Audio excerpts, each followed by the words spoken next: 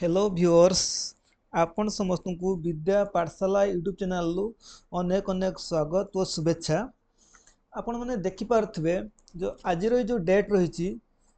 16 मे 2025 रे आज डेट रे उड़ीसा हाईकोर्ट तरफ गोटे बड़ अपडेट रही जार लेटर नंबर हूँ 9231।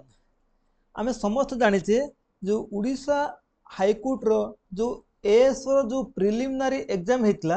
से प्रिलिमिनारी एग्जाम रो रिजल्ट आज पब्लिश होती एथरे 7113 जन कैंडिडेट ये प्रिलिमिनारी एग्जाम को क्वालिफाई करते मेन एग्जाम सिलेक्ट होती मेन एग्जाम केबे अच्छी ना सेमानकर मेन एग्जाम 13/7/2025 जहाँकि आम कहीपर तो जुलाई 13 तारिख संडे दिन से मेन एग्जाम होगा जाऊँगी एवं से मेन एग्जाम केते जन पिला एपियर करिए ना 7113 जन पिला जो माने कि प्रिलिम क्वालिफाई करछंती हाईकोर्ट एएस रो जो प्रिलिम क्वालिफाई करछंती एवं से तो जो मेन एग्जाम को नहीं कि गोटे टाइम शेड्यूल अच्छी जो थे कि फास्ट सिटिंग रे कौन हम ना इंग्लिश हम एवं से इंग्लिश टाइम केते रहिबो ना 9 AM रु 11 AM पर्यंत रहिबो। सेकेंड सिटिंग रे जनरल अवेयरनेस एंड रीजनिंग रहिबो जार टाइम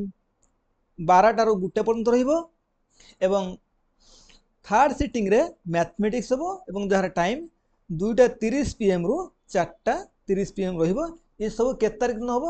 ये सब 13 जुलाई 2025 तारिख दिन गोटे दिन में 3टा शिफ्ट रे एग्जाम हम 3टा शिफ्ट रे कौन हम ना एग्जाम हम एवं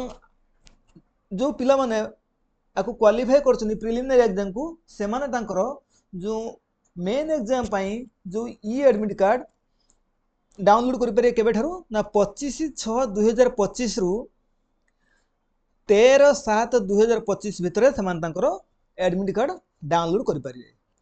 जो थे आम जो उड़ीसा हाईकोर्ट रो जो वेबसाइट अच्छी से वेबसाइट रो जाके डाउनलोड करें जार डिटेल्स केमी डाउनलोड करेंगे ना जमीक आम कहीपर जो रिक्रुटमेंट कर्नर अच्छी से रिक्रुटमेंट कर्नर को जाए पड़ो से एग्जाम पोर्टाल अच्छी से डाउनलोड ई एडमिट कार्ड ऑप्शन देखो तो ये जाकि डाउनलोड करेंगे जो मैंने निजर रूल नंबर चेक करने जाऊँगी तो से सब